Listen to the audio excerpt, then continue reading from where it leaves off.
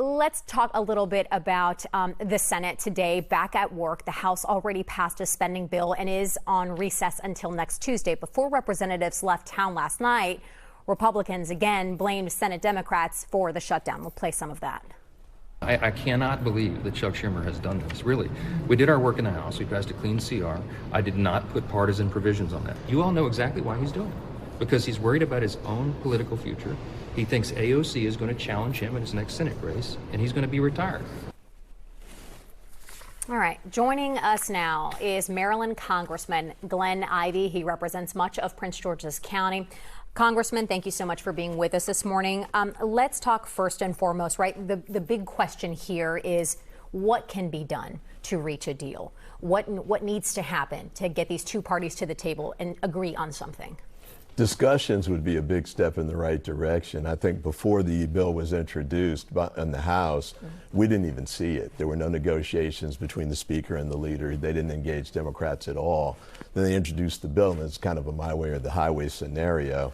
They passed it. I think they only had one Democratic vote. The other 212 of us or so voted against it.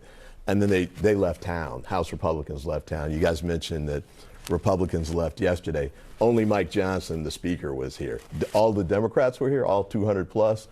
The House Republicans have been gone since about a week and a half ago now. And they took a 5-week break during the summer as well in August when we could have been working to resolve these things. So go ahead. Forgive me for interrupting there. I know that you weren't part of the previous shutdown in 2018. We heard some federal workers sharing with Megan that unfortunately, they've become accustomed to these things and they've learned how to save over time in case something like this does happen. Can we talk a little bit about the impacts of this, both short term and long term? So how does Prince George's County feel this immediately?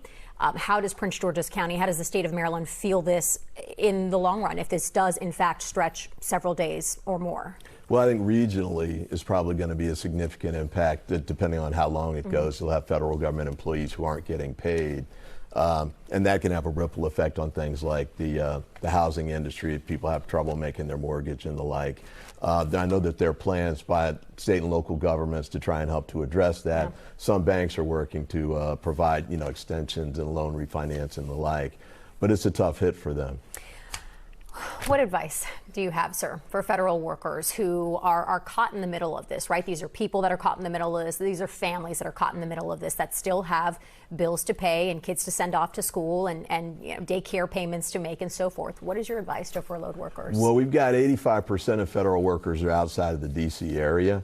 They need to be on their phones. I would suggest in calling their members of Congress and their senators. The reason the Democrats have drawn a line here is because the House Republicans, well, actually the whole Republican Party, has dug a very big hole with respect to health care. The $1 trillion in cuts for the Medicaid piece has been extraordinarily damaging to people's coverage. Right. And then the refusal to extend the ACA tax subsidies is another part of that. Oh, and that will certainly be part of the ongoing discussion here to see if that is in part of one of the chess moves in getting the brokers to the table and getting a deal done. Sir, we appreciate your time. Congressman Glenn Ivey, thank you. We appreciate your time and coming into the studio, sir. Thanks for having me. Best of luck.